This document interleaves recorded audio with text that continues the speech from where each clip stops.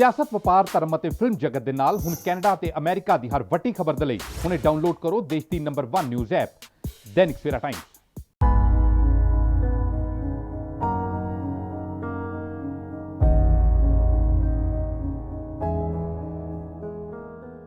ਅੰਮ੍ਰਿਤਸਰ ਦੇ medical college ਦੇ ਵਿੱਚ ਕੋਵਿਡ-19 ਦਾ ਕੱਲ ਇੱਕ ਮਾਮਲਾ ਸਨਸਨੀਖੇਜ ਆਇਆ ਸੀਗਾ ਜਦੋਂ ਦੋ ਲਾਸ਼ਾਂ ਸੀਗੀਆਂ ਜਿਹੜੀਆਂ ਕਿ ਇੱਕ ਹੁਸ਼ਿਆਰਪੁਰ ਦੇ 95 ਸਾਲਾ ਬਜ਼ੁਰਗ ਦੀ ਲਾਸ਼ ਸੀਗੀ ਕਰੋਨਾ ਕਾਰਨ ਜਿਸ ਦੀ ਮੌਤ ਹੋ ਗਈ ਸੀਗੀ, ਇੱਕ 37 ਸਾਲ ਲੇਡੀ ਦੀ ਮੌਤ ਹੋ ਗਈ ਸੀਗੀ ਔਰ ਇਹ ਦੋਨਾਂ ਦੀਆਂ ਲਾਸ਼ਾਂ ਨੂੰ ਐਕਸਚੇਂਜ ਕਰ ਦਿੱਤਾ ਗਿਆ ਸੀਗਾ। ਕਾਰਨ ਸੀਗਾ ਕਿ ਲਾਸ਼ਾਂ ਪੈਕ ਕਰਕੇ ਉੱਤੇ ਟੈਗ ਲਗਾ ਦਿੱਤੇ ਗਏ ਸਨ। ਹਸਪਤਾਲ ਮੁਲਾਜ਼ਮਾਂ ਦੀ ਲਾਪਰਵਾਹੀ ਕਰਕੇ ਇਹ ਲਾਸ਼ਾਂ ਐਕਸਚੇਂਜ ਹੋ ਗਈਆਂ ਸਨ। ਮੇਰੇ ਨਾਲ ਨੇ ਲੜਕੀ ਦੇ ਪਿਤਾ ਜੀ। ਸਰ, ਕੀ ਹੋਇਆ ਸੀ ਜੀ ਇਹ ਸਾਰਾ ਮਾਮਲਾ? ਸਾਡੀ ਬੇਟੀ ਕੈਂਸਰ ਦੀ ਮਰੀਜ਼ ਸੀ, 5 ਸਾਲ ਤੋਂ ਚੱਲ ਰਿਹਾ ਗੁਰੂ ਰਾਮਦਾਸ ਇਲਾਜ ਚੱਲਣ ਡਿਆ। 1 ਮਹੀਨੇ ਤੋਂ ਜ਼ਿਆਦਾ ਤਕਲੀਫ ਸੀ, ਕੀਮੋ ਦੀਆਂ ਗੋਲੀਆਂ ਖਾਣ ਨਾਲ ਜ਼ਿਆਦਾ ਤਕਲੀਫ ਸੀ। ਉਹਦੇ 'ਚ ਲੂਜ਼ ਮੋਸ਼ਨ ਕਰਕੇ ਅਸੀਂ ਹਸਪਤਾਲ ਦਾਖਲ ਕਰਾਇਆ ਕਿ ਲੂਜ਼ ਮੋਸ਼ਨ ਨਹੀਂ ਰੁਕਦੇ ਪਏ ਅਤੇ ਇੱਕ ਪੇਟ ਦੇ ਵਿੱਚ ਪਾਣੀ ਭਰ ਜਾਂਦਾ ਸੀ। 2 ਵਾਰੀ ਹਸਪਤਾਲ ਵਾਲਿਆਂ ਨੇ ਪਾਣੀ ਕੱਢਿਆ ਪੇਟ 'ਚੋਂ। ਉਸ ਤੋਂ ਬਾਅਦ ਜਿੱਦਣ ਇਹਨਾਂ ਨੇ ਸਾਨੂੰ ਗੁਰੂ ਨਾਨਕ ਹਸਪਤਾਲ ਭੇਜਿਆ, ਉਸ ਤੋਂ 1 ਦਿਨ ਪਹਿਲਾਂ ਸਾਡੇ ਕੋਲੋਂ ਗੁਰੂ ਨਾਨਕ ਹਸਪਤਾਲ ਲੈ ਕੇ ਆ ਜੀ ਬੇਟੀ ਦੀ ਹਾਲਤ ਬੜੀ ਸੀਰੀਅਸ ਹੈ, ਇਹਨੂੰ ਤੁਸੀਂ ਜਿਹੜੇ ਅਗਨੀ ਪਲੈਟਰੀਅਮ ਜਿਹੜੇ ਜਿਹਨੂੰ ਡੇਂਗੂ ਸੈੱਲ ਕਹਿੰਦੇ ਨੇ ਉਹ 21 ਹੈ। TLC ਬੇਟੀ ਦੀ ਕਹਿੰਦੇ ਜੀ 150 ਰਹਿ ਗਈ ਹੈ ਅਤੇ ਹਾਰਟ ਪਲਸ ਦੀ ਬਹੁਤ ਸਲੋ ਹੈ ਅਤੇ ਤੁਸੀਂ ਸਾਨੂੰ ਸੈੱਲ ਦਿਓ, ਸੈੱਲ ਵੀ ਦਿੱਤਾ, ਬਲੱਡ ਮੰਗਿਆ ਬਲੱਡ ਦਿੱਤਾ। ਫਿਰ ਰਾਤ ਨੂੰ ਸਾਨੂੰ ਕਹਿੰਦੇ ਨੇ ਜੀ ਇਹਨੂੰ ਵਾਈਬ੍ਰੇਟਰ ਚਾਹੀਦਾ, ਉਹ ਨਹੀਂ ਇਹਨਾਂ ਪ੍ਰੋਵਾਈਡ ਕੀਤਾ। ਫਿਰ ਸਾਨੂੰ ਇਹਨੇ 5 ਮਿੰਟਾਂ 'ਚ ਕਹਿਤਾ ਤੁਹਾਨੂੰ ਮਰੀਜ਼ ਨੂੰ ਕਰੋਨਾ ਹੈਗਾ। ਜਦੋਂ ਕਰੋਨਾ ਕਿਹਾ ਕਿ ਪਹਿਲੇ ਕੋਈ ਟੈਸਟ ਕੀਤਾ ਸੀਗਾ ਕਿ ਜੇ ਟੈਸਟ ਕੀਤਾ ਸੀ ਤਾਂ ਕਿੰਨੀ ਦੇਰ ਪਹਿਲੇ ਕੀਤਾ ਸੀ? ਸਿਰਫ 5 ਮਿੰਟ 'ਚ 5 ਮਿੰਟ 'ਚ ਕਹਿੰਦਾ ਜੀ ਟੈਸਟ ਕਰਕੇ ਕਰੋਨਾ ਆ ਗਿਆ। ਮੈਂ ਕਿਹਾ ਜੀ ਐਸੇ ਮੇਰੇ ਬੇਟੇ ਨੇ ਕਿਹਾ, ਕਹਿੰਦਾ ਜੀ ਕਰੋਨਾ ਆ ਗਿਆ, ਤੁਹਾਡਾ ਸਟਾਫ ਨਰਸਾਂ ਨੂੰ ਕਿਹਾ ਤੁਸੀਂ ਇੱਥੇ ਬਹਿ ਕੇ ਚਾਹ ਪੀਂਦੀਆਂ ਪਈਆਂ, ਤੁਸੀਂ ਕੋਈ ਕਿੱਟ ਨਹੀਂ ਪਾਈ, ਕੋਈ ਦਸਤਾਨੇ ਨਹੀਂ ਪਾਏ, ਕੋਈ ਤਾਂ ਮਾਸਕ ਦੀ ਚਾਹ ਪੀਣ ਡੀਆਂ, ਤੁਹਾਨੂੰ ਕੋਈ ਕਰਾਣਾ, ਤੁਸੀਂ ਕਰੋਨਾ ਟੈਸਟ ਕਰਾਏ ਨੇ? ਕਹਿੰਦਾ ਜੀ ਜੋ ਵੀ ਹੈਗਾ ਅਸੀਂ ਇਨਫੋਰਮੇਸ਼ਨ ਨੂੰ ਇੱਥੋਂ 5 ਮਿੰਟ ਨਹੀਂ ਰੱਖਣਾ, ਤੁਸੀਂ ਜਾਂ ਘਰ ਲੈ ਜਾਓ ਜਾਂ ਗੁਰੂ ਨਾਨਕ ਹਸਪਤਾਲ ਲੈ ਜਾਓ। ਇਹਨਾਂ ਨੇ ਸਾਨੂੰ ਐਂਬੂਲੈਂਸ ਦੇ ਕੇ ਗੁਰੂ ਨਾਨਕ ਹਸਪਤਾਲ ਤੋਰਤਾ। ਗੁਰੂ ਨਾਨਕ ਹਸਪਤਾਲ ਦੇਣ ਤੋਂ ਬਾਅਦ ਸਵੇਰੇ ਉਹਦਾ ਟੈਸਟ ਹੋਇਆ। ਟੈਸਟ ਹੋਣ ਤੋਂ ਬਾਅਦ ਬੇਟੀ ਦੀ ਤਬੀਅਤ ਬਹੁਤ ਖਰਾਬ ਸੀ ਅਤੇ ਬਾਅਦ 'ਚ ਇਹਨਾਂ ਰਾਤ ਨੂੰ ਕਿਹਾ ਜੀ ਪੋਜ਼ੀਟਿਵ। ਉਸ ਤੋਂ ਬਾਅਦ ਸਵੇਰੇ ਬੇਟੀ ਦੀ ਬਹੁਤ ਤਕਲੀਫ ਢਿੱਲੀ ਸੀ। ਇਹਦਾ ਨਾ ਕਿ ਰਾਤ ਨੂੰ ਅਸੀਂ ਬੇਟਾ ਮੋਬਾਈਲ ਕਿਸੇ ਡਾਕਟਰ ਦੀ ਰਾਹੀਂ ਦੇਣ ਗਿਆ ਕਿ ਅੰਦਰ ਮੋਬਾਈਲ ਦੇ ਦਈਏ, ਡਾਕਟਰ ਨੇ ਕਿਹਾ ਦੇ ਦਿਓ। ਉਹ ਡਾਕਟਰ ਦੇ ਹੱਥ ਭੇਜਿਆ, ਬਾਈ ਡਾਕਟਰ ਕਹਿੰਦਾ ਜੀ ਉਹਦੀ ਤਬੀਅਤ ਬਹੁਤ ਢਿੱਲੀ ਹੈ, ਹੋਸ਼ ਨਹੀਂ ਗੀ। ਚਲੋ ਰਾਤੀ 1:30 ਵਜੇ ਸਾਨੂੰ ਉੱਥੋਂ ਕਿਸੇ ਦੇ ਮੈਸੇਜ ਆ ਗਿਆ ਕਿ ਤੁਹਾਡੀ ਬੇਟੀ ਦੀ ਡੈਥ ਹੋ ਗਈ ਹੈ, ਪਰ ਪ੍ਰਸ਼ਾਸਨ ਨੇ ਸਾਨੂੰ ਨਹੀਂ ਦੱਸਿਆ। ਫਿਰ ਅਸੀਂ ਚੁੱਕ ਸਾਹਿਬ ਨੂੰ ਕਿਹਾ, ਚੁੱਕ ਸਾਹਿਬ ਨੇ ਦਿੱਲੀ ਤੋਂ ਫੋਨ ਕੀਤਾ ਉਹਨਾਂ ਨੂੰ, ਉਹਦਾ ਨਾਂ ਕੀ ਹੈ SDM ਨੂੰ।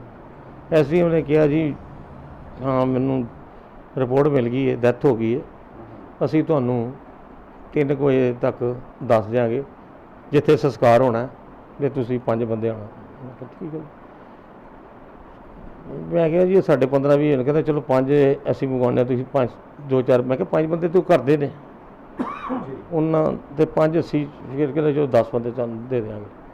ਚਲੋ ਅਸੀਂ 10 ਬੰਦੇ ਗਏ ਹਾਂ, ਆਪਣਾ ਕਰਨ ਗਏ ਹਾਂ। ਅਸੀਂ 4:30 ਵਜੇ ਪਹੁੰਚ ਗਏ ਹਾਂ।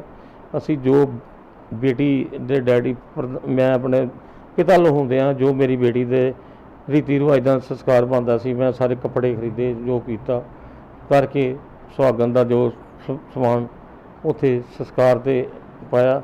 5:30 ਪੌਣੇ 6 ਵਜੇ ਡੈੱਡ ਬੋਡੀ ਆਈ। ਪ੍ਰਸ਼ਾਸਨ ਨੂੰ ਅਸੀਂ ਕਿਹਾ ਕਿ ਬੇਟੇ ਛੋਟੇ ਦੌਰ ਹੁੰਦੇ ਪਏ ਨੇ, ਇਹਨਾਂ ਨੂੰ ਉਹਨਾਂ ਦੀ ਸ਼ਕਲ ਵਿਖਾ ਦਿਓ। ਤਹਿਸੀਲਦਾਰ ਨੂੰ ਵੀ ਫੋਨ ਕਰਾਇਆ, ਰਵੀ ਮਹਾਜਨ ਦਾ ਵੀ ਕਰਾਇਆ, ਪਰ ਕਿਸੇ ਨੇ ਸਾਡੀ ਨਹੀਂ ਸੁਧ ਲਈ। ਮਤਲਬ ਸ਼ਾਹ ਦੀ ਵੇਖਣ ਹੀ ਨਹੀਂ ਦਿੱਤਾ, ਦਰਸ਼ਨ ਨਹੀਂ ਕਰ ਦਿੱਤੇ। ਪਰ ਉੱਥੇ ਕਹਿੰਦੇ ਜੀ ਆ ਚਿੱਟ ਵੇਖ ਲਓ, ਚਿੱਟ ਪਦਮਾਂ ਦੀ ਲੱਗੀ ਹੈ ਔਰ ਚਿੱਟ ਪਦਮਾਂ ਦੀ ਸੀ ਉੱਤੇ ਲੱਗੀ। ਉਹ ਕਹਿੰਦੇ ਜੀ ਤੁਹਾਡੀ ਡੈੱਡ ਬੋਡੀ ਇੱਥੇ ਚਿੱਟ ਲੱਗੀ, ਅਸੀਂ ਵੇਖਣ ਨਹੀਂ ਦੇਣਾ। ਜਦੋਂ ਅਸੀਂ ਡੈੱਡ ਬੋਡੀ ਸਾਡੇ ਜਵਾਈ ਨੇ ਪੜ੍ਹੀ, ਉੱਥੇ ਚਿੱਟ ਪਦਮਾਂ ਦੀ ਲੱਗੀ ਸੀ। ਇਹ ਨਹੀਂ ਸਾਨੂੰ ਪਤਾ ਉਹਦੇ ਵਿੱਚ A ਹੈ B ਹੈ C ਕਿਹਦਾ ਲਾਸ਼ ਸਾਡੇ ਕੋਲ ਸੰਸਕਾਰ ਕਰਾਤਾ।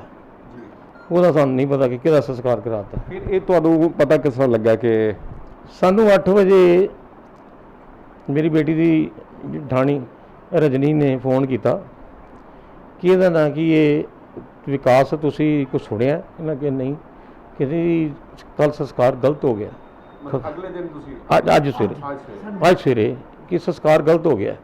ਕਹਿੰਦੇ ਮੈਨੂੰ ਲੋਕਾਂ ਨੇ ਵਰਸਾ ਭੇਜੀ ਹੈ ਕਿ ਤੁਹਾਡੀ ਬੇਟੀ ਦੀ ਜਿਹੜੀ ਡੈੱਡ ਬੋਡੀ ਹੈ ਟਾਂਡਾ ਦੇ ਲਾਗੇ ਉੱਥੇ ਕੋਈ ਹੈਗਾ, ਉੱਥੇ ਪਹੁੰਚੀ ਪਿੰਡ। ਫਿਰ ਅਸੀਂ ਉਹ ਵਰਸਾਵਾਂ ਸਾਰੀਆਂ ਇਕੱਠੀਆਂ ਕੀਤੀਆਂ। ਫਿਰ ਚੁੱਕ ਸਾਹਿਬ ਨੂੰ ਫੋਨ ਕੀਤਾ, ਅਸੀਂ ਸੋਨੀ ਸਾਹਿਬ ਨੂੰ ਅਪਰੋਚ ਕੀਤੀ।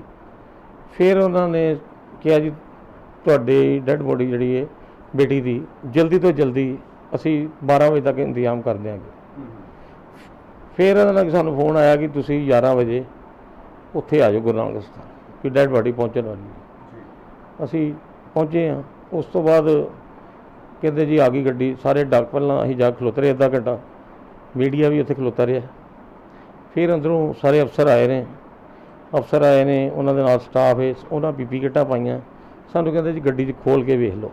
ਉਦੋਂ ਉਸ ਵੇਲੇ ਤੁਹਾਨੂੰ ਦਰਸ਼ਨ ਕਰਾਏ ਸੀਗੇ ਉਹਨਾਂ? ਅੱਜ ਉਸ ਵੇਲੇ ਕਹਿੰਦੇ ਵੇਖ ਲਓ। ਮੈਂ ਕਿਹਾ ਜੀ ਮੈਨੂੰ ਤੁਸੀਂ ਕਹਿੰਦੇ ਹੋ ਵੇਖ ਲਓ, ਤੁਸੀਂ ਸਾਰੇ ਪੀਪੀ ਕਿੱਟਾਂ ਪਾਈਆਂ, ਤੁਸੀਂ ਪੀਪੀ ਕਿੱਟਾਂ ਲਾ ਦਿਓ ਤੇ ਅਸੀਂ ਵੀ ਵਿਚਾਰ ਵੇਖ ਲਈਏ, ਜਾਂ ਸਾਨੂੰ 2 ਪੀਪੀ ਕਿੱਟਾਂ ਦਿਓ। ਫਿਰ ਉਹਨਾਂ 2 ਪੀਪੀ ਕਿੱਟਾਂ ਦਿੱਤੀਆਂ ਸਾਨੂੰ। ਉਹਦੇ ਵਿੱਚ ਮੇਰੇ ਬੇਟੇ ਨੇ ਤੇ ਮੇਰੇ ਭਤੀਜੇ ਨੇ ਜਾ ਕੇ ਗੱਡੀ ਦੇ ਅੰਦਰ ਜਾ ਕੇ ਸ਼ਨਾਖਤ ਕੀਤੀ। ਸ਼ਨਾਖਤ ਕਰਕੇ ਦੇਖਿਆ। ਫਿਰ ਅਸੀਂ ਗੱਡੀ ਲੈ ਕੇ ਆਪ ਨਾਲ ਅੱਗੇ ਆਪਣੀ ਗੱਡੀ ਲਾ ਕੇ ਅਸੀਂ ਸ਼ਮਸ਼ਾਨ ਘਾਟ ਪਹੁੰਚੇ। ਉੱਥੋਂ ਜਾ ਕੇ ਅਸੀਂ ਫਿਰ ਸਮਾਨ ਸਮੂਨ ਖਰੀਦਿਆ। ਫਿਰ ਬੇਟੀ ਦਾ ਅੱਜ ਸੰਸਕਾਰ ਕੀਤਾ। ਤੁਸੀਂ ਦੂਸਰੀ ਵਾਰੀ ਸੰਸਕਾਰ ਹੋ ਗਿਆ ਉਹਨਾਂ ਦਾ।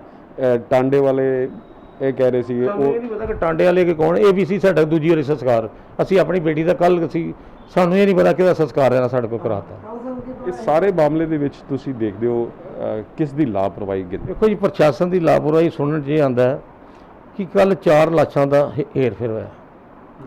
ਇੱਕ ਲਾਸ਼ ਅੰਮ੍ਰਿਤਸਰ ਦੀ ਟਾਂਡੇ ਪਹੁੰਚ ਗਈ, ਇੱਕ ਅੰਮ੍ਰਿਤਸਰ ਆ ਗਈ, ਇੱਕ ਗੁਰਦਾਸਪੁਰ ਵੀ ਗਲਤ ਲਾਸ਼ ਚਲੀ ਗਈ, ਇੱਕ ਭਿੱਖੀਵਿੰਡ ਵੀ ਲਾਸ਼ ਗਲਤ ਪਹੁੰਚ ਗਈ। ਗੁਰਦਾਸਪੁਰ ਵਾਲੀ ਲਾਸ਼ ਤੇ ਨਾ ਰਾਤ ਨੂੰ ਹੀ ਮੰਗਵਾ ਲਈ ਸੀ।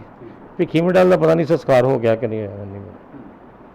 ਇਹ ਪ੍ਰਸ਼ਾਸਨ ਦੀ ਲਾਪਰਵਾਹੀ ਸਮਝਦੇ ਹੋ ਕਿ ਇਹ ਜਿਹੜਾ ਸਟਾਫ ਸੀਗਾ, ਜਿਹੜਾ ਹਸਪੀਟਲ ਦਾ ਸਟਾਫ ਹੈ ਉੱਥੇ, ਉਹਦੀ ਲਾਪਰਵਾਹੀ ਹੈ? ਪ੍ਰਸ਼ਾਸਨ ਦੇ ਜਿਹੜੇ ਡਾਕਟਰ ਨੇ, ਪ੍ਰਸ਼ਾਸਨ ਦੇ ਡਾਕਟਰ ਹੀ ਹੈ ਜਿਨ੍ਹਾਂ ਦੀ ਜ਼ਿੰਮੇਵਾਰੀ ਹੈ, ਜਿਹੜੇ ਉੱਥੇ ਰਹਿੰਦੇ ਨੇ। ਉੱਥੇ ਡਾਕਟਰਾਂ ਦਾ ਇਹਨਾਂ ਕੋਲ ਬਿਹੇਵ ਮਾੜਾ ਹੈ ਕਿ ਜੇ ਡਾਕਟਰ ਨੂੰ ਇੱਕ ਵਾਰੀ ਪੁੱਛ ਲਈਏ ਨਾ, ਡਾਕਟਰ ਸਾਹਿਬ ਸਾਡੇ ਮਰੀਜ਼ ਦੀ ਪੇਸ਼ੈਂਟ ਕੀ ਹੈ, ਤੇ ਡਾਕਟਰ ਗੱਲ ਪੈ ਜਾਂਦਾ ਹੈ, ਕਹਿੰਦਾ ਜੀ ਤੁਸੀਂ ਸਾਡੇ ਕੋਲ ਕਿ ਸਟਾਫ ਘੱਟ ਹੈ, ਮੈਂ ਇਕੱਲਾ ਹੈਗਾ, ਮੈਂ ਕੰਮ ਕਰਾਂ ਕਿ ਮੈਂ ਤੁਹਾਨੂੰ ਦੱਸਾਂ, ਮੈਨੂੰ ਨਾ ਪੁੱਛੋ ਬਾਰ-ਬਾਰ। ਉਹ ਹੀ ਜਵਾਬ ਦਿੰਦਾ ਹੁੰਦਾ। ਇਸ ਕਰਕੇ ਪ੍ਰਸ਼ਾਸਨ ਦੀ ਗਲਤੀ ਤਾਂ ਹੈ ਹੀ ਹੈ ਕਿ 4-4 ਲਾਸ਼ਾਂ ਦਾ ਹੇਰ ਫੇਰ। ਅੱਜ 4 ਲਾਸ਼ਾਂ ਦਾ ਹੈ, ਇਹ ਨਹੀਂ ਪਤਾ ਕਿ ਕਿੰਨੇ ਦਿਨ ਤੋਂ ਗੋਰਖ ਧੰਦਾ ਚੱਲਦਾ ਪਿਆ ਸੰਦੇ। ਅਸੀਂ ਕਹਿੰਦੇ ਹਾਂ ਕਿ ਜਿਹੜੀ ਚਿਹਰਾ ਜਿਹੜਾ ਕਿਸੇ ਦਾ ਵੀ, ਮੈਂ ਨਹੀਂ ਕਹਿੰਦਾ ਕਿ ਮੇਰੀ ਬੇਟੀ ਨਾਲ ਜੋ ਹੋਇਆ ਵੇ, ਚਿਹਰੇ ਦੇ ਉੱਤੇ ਦੂਜਾ ਚਿੱਟਾ ਕਵਰ ਹੋਣਾ ਚਾਹੀਦਾ, ਜਿਹਦਾ ਵੀ ਕਿਸੇ ਦਾ ਹੋਵੇ ਆਪਣਾ ਵੇਖ ਕੇ ਸੰਸਕਾਰ ਕਰ ਸਕਦਾ ਹੈ। ਇਸ ਤਰ੍ਹਾਂ ਜਿਹਦਾ ਮਰਜ਼ੀ ਨੱਪ ਕੇ ਕੱਜ ਕੇ ਜਿਹਦਾ ਮਰਜ਼ੀ ਸੰਸਕਾਰ ਉਹਦਾ ਕਰੀਏ, ਉਹਦੇ ਕਦੇ ਕਰੀਏ। ਅੱਜ ਜਿਹੜਾ ਕਿ ਮੈਜਿਸਟਰੇਟ ਇਨਕੁਆਇਰੀ ਵੀ ਲੱਗ ਗਈ ਹੈ ਇਸ ਸਾਰੇ ਮਾਮਲੇ ਦੇ ਵਿੱਚ, ਕਿਸ ਦਾ ਦੋਸ਼ ਹੈ ਜਾਂ ਕਿਸ ਦੀ ਅਣਗਹਿਲੀ ਕਰਕੇ ਇਹ ਸਾਰਾ ਮਾਮਲਾ, ਕਿਆ ਤੁਸੀਂ ਇਸ ਜਾਂਚ ਤੋਂ ਸਮਝਦੇ ਹੋ ਕਿ ਸੈਟੀਸਫਾਈ ਹੋ, ਜਾਂ ਤੁਸੀਂ ਕੋਈ ਹੋਰ ਕੁਝ ਚਾਹੁੰਦੇ ਹੋ? ਕਿ ਸਾਨੂੰ ਜੱਜ ਚਲੋ ਆਪਣਾ ਮੈਜਿਸਟਰੇਟ ਜਾਂਚ ਕਰੇ, ਸਾਨੂੰ ਜੱਜ 'ਚ ਪ੍ਰਸ਼ਾਸਨ ਤੇ ਆਪਣਾ ਜੁਡੀਸ਼ਰੀ ਤੇ ਪੂਰਾ ਵਿਸ਼ਵਾਸ ਹੈ, ਜੋ ਜਾਂਚ ਕਰਨਗੇ ਸਾਨੂੰ ਠੀਕ ਹੈ। ਸ਼ੁਕਰੀਆ। ਸੋ ਇਹ ਸਨ ਜਿਹੜੇ ਕਿ ਅੰਮ੍ਰਿਤਸਰ, ਇੱਕ ਮਿੰਟ, ਹਾਂ, ਇਸ ਤੋਂ ਇਲਾਵਾ ਕੁਝ ਹੋਰ ਵੀ ਕਹਿਣਾ ਚਾਹੁੰਦੇ ਨੇ। ਕੀ ਕਹਿਣਾ ਚਾਹੁੰਦੇ ਹੋ ਜਿਹੜਾ ਤੁਸੀਂ? ਇਸ ਹੈ ਕਿ ਸਾਡੀ ਬੇਟੀ ਨੇ ਜੁਐਲਰੀ ਪਾਈ ਸੀ, 2 ਮੁੰਦਰੀਆਂ ਤੇ ਆਪਣਾ ਟੋਪਸ, ਉਹਦੇ ਵਿੱਚੋਂ ਇੱਕ ਮੁੰਦਰੀ ਸਾਨੂੰ ਦਿੱਤੀ ਹੈ, ਬਾਕੀ ਜੁਐਲਰੀ ਵਾਪਸ ਨਹੀਂ ਕੀਤੀ ਗਈ। ਤੇ ਜੇ ਉਹਨਾਂ ਨੂੰ ਕਿਹਾ, ਜਿਹਨਾਂ ਨੇ ਵਾਪਸ ਕੀਤੀ ਹੈ, ਉਸ ਬੰਦੇ ਨੂੰ ਕਿਹਾ ਬਈ ਭਲੇ ਮਾਨਸਾ ਇਹ ਸਮਾਨ ਹੈਗਾ ਸੀ, ਉਹ ਕਹਿੰਦਾ ਬਾਹਰ ਚੌਂਕੀ ਗਈ, ਉੱਥੇ ਜਾ ਕੇ ਲਾਓ। ਇਹ ਸਾਡੇ ਜਵਾਈ ਸਾਹਿਬ ਜਿਹੋ ਜਿਹੀ ਚਲੋ ਇਹ ਗਏ ਉੱਥੇ, ਚੌਂਕੀ ਵੀ ਜਾਂਦੇ ਜਾਂਦੇ ਬਾਹਰ ਹੈਗੀ ਸੀ, ਕਹਿੰਦੇ ਲੰਘਦੇ ਪਏ, ਕਹਿੰਦੇ ਮੈਂ ਚੌਂਕੀ ਵਾਲਿਆਂ ਨੂੰ ਵੇਖਿਆ ਜਾਂ, ਤੇ ਚੌਂਕੀ ਵਾਲਿਆਂ ਨੂੰ ਕਹਿਣ ਗਏ ਨੇ, ਤੇ ਉਹ ਕਹਿੰਦਾ ਜੀ ਪਹਿਲਾਂ ਸੰਸਕਾਰ ਕਰ ਆਵੋ, ਬਾਅਦ 'ਚ ਰਿਪੋਰਟ ਲਿਖਾਉਣਾ। ਇਹ ਸਾਰੇ ਮਾਮਲੇ ਤੁਸੀਂ ਵੀ ਦੇਖਿਆ ਕਿ ਉੱਥੇ ਇਹ ਜਿਸ ਤਰ੍ਹਾਂ ਤੁਸੀਂ ਹੁਣ ਦੱਸ ਰਹੇ ਹੋ ਕਿ ਉਹ ਜੁਐਲਰੀ ਉਹਨਾਂ ਦੀ ਉੱਥੇ ਨਹੀਂ ਉਹਨਾਂ ਮਿਲੀ, ਇਹ ਸਮਝਦੇ ਹੋ ਕਿ ਕਿਸੇ ਕੌਣ ਜ਼ਿੰਮੇਵਾਰ ਸੀਗਾ ਜੁਐਲਰੀ ਨੂੰ ਚੋਰੀ ਕਰਨ ਦੇ? ਉਹ ਸਟਾਫ ਜਿਹੜਾ ਅੰਦਰ ਉਹਨਾਂ ਦਾ ਕੰਮ ਕਰਦਾ ਉਹਦਾ ਹੀ ਹੱਥ ਹੋ ਸਕਦਾ। ਹਾਂ, ਇਹ ਡਾਕਟਰ ਨੇ ਸਾਨੂੰ ਇੱਕ ਮੁੰਦਰੀ ਵਾਪਸ ਦਿੱਤੀ ਬਸ, ਤੇ ਮੇਰੇ ਕੋਲ ਸਾਈਨ ਕਰਵਾ ਲਏ ਨੇ, ਇਹ ਹੈਗੀ ਜੇ ਇੱਕ ਮੁੰਦਰੀ। ਮੈਂ ਕਿਹਾ ਬਾਕੀ ਚੀਜ਼ਾਂ ਕਹਿੰਦੇ ਨਹੀਂ ਜੀ, ਬਾਕੀ ਸਾਨੂੰ ਨਹੀਂ ਪਤਾ। ਇਹ ਸਨ ਅੰਮ੍ਰਿਤਸਰ 'ਚ ਜਿਹੜੇ ਪਦਮਾ ਜੋ 37 ਸਾਲਾ ਸੀ ਉਹਨਾਂ ਦਾ ਪਰਿਵਾਰ ਜਿਨ੍ਹਾਂ ਦੀ ਸ਼ਵ ਐਕਸਚੇਂਜ ਹੋ ਗਿਆ ਸੀਗਾ ਸਾਰੇ ਮਾਮਲੇ ਦੇ ਵਿੱਚ। ਕੈਂਸਰ ਪੀਰੀਅਡ ਸਨ ਕੋਈ ਪਿਛਲੇ 5 ਸਾਲਾਂ ਤੋਂ ਔਰ ਹਸਪੀਟਲ 'ਚ ਜਿਹੜੇ ਇਲਾਜ ਸਨ ਉਹਨਾਂ ਦੀ ਕਰੋਨਾ ਕਰਕੇ ਮੌਤ ਹੋ ਗਈ ਹੈ ਔਰ ਉਸ ਤੋਂ ਬਾਅਦ ਉਹਨਾਂ ਦਾ ਸ਼ਵ ਜਿਹੜਾ ਹੈ ਹੁਸ਼ਿਆਰਪੁਰ ਨਿਵਾਸੀ 92 ਸਾਲਾ ਜਿਹੜੇ ਸਨ ਉਹਨਾਂ ਦੇ ਨਾਲ ਬਦਲਿਆ ਗਿਆ ਸੀਗਾ। ਉਹਨਾਂ ਦਾ ਅੱਜ ਸ਼ਵ ਵਾਪਸ ਆ ਗਿਆ ਹੈ ਔਰ ਉਸ ਦਾ ਸੰਸਕਾਰ ਕਰ ਦਿੱਤਾ ਗਿਆ ਹੈ। ਸੋ ਇਸ ਸਾਰਾ ਮਾਮਲੇ ਦੇ ਵਿੱਚ ਇੱਕ ਗੱਲ ਤਾਂ ਕਲੀਅਰ ਹੈ ਕਿ ਗੁਰੂ ਰਾਮਦਾਸ ਹਸਪੀਟਲ ਦੇ ਵਿੱਚ ਜਿੱਥੇ ਉਹ ਕੈਂਸਰ ਦਾ ਇਲਾਜ ਕਰਾ ਰਹੇ ਸਨ ਉੱਥੇ ਉਹਨਾਂ ਨੂੰ 5 ਮਿੰਟ ਦੇ ਵਿੱਚ ਕਰੋਨਾ ਦੀ ਰਿਪੋਰਟ ਦੇ ਦਿੱਤੀ ਗਈ, ਪੋਜ਼ਿਟਿਵ ਦੇ ਦਿੱਤੀ ਗਈ। ਉਸ ਤੋਂ ਬਾਅਦ ਉਹਨਾਂ ਨੂੰ ਗੁਰੂ ਨਾਨਕ ਦੇਵ ਹਸਪੀਟਲ 'ਚ ਐਡਮਿਟ ਕਰ ਦਿੱਤਾ ਗਿਆ ਜਿੱਥੇ ਉਹਨਾਂ ਦੀ ਰਿਪੋਰਟ ਸਵੇਰੇ ਲਈ ਗਈ, ਉਹਨਾਂ ਦੀ ਟੈਸਟ ਲਿਆ ਗਿਆ ਔਰ ਸ਼ਾਮੀ 9 ਵਜੇ ਉਹਨਾਂ ਦੀ ਰਿਪੋਰਟ ਆਉਂਦੀ ਹੈ ਜਿਹੜੀ ਕਿ ਪੋਜ਼ਿਟਿਵ ਕਹੀ ਜਾਂਦੀ ਹੈ। ਉੱਤੇ ਵੀ ਸਵਾਲ ਖੜਾ ਹੁੰਦਾ ਹੈ। ਸਭ ਤੋਂ ਵੱਡੀ ਗੱਲ ਹੈ ਕਿ ਪ੍ਰਸ਼ਾਸਨ,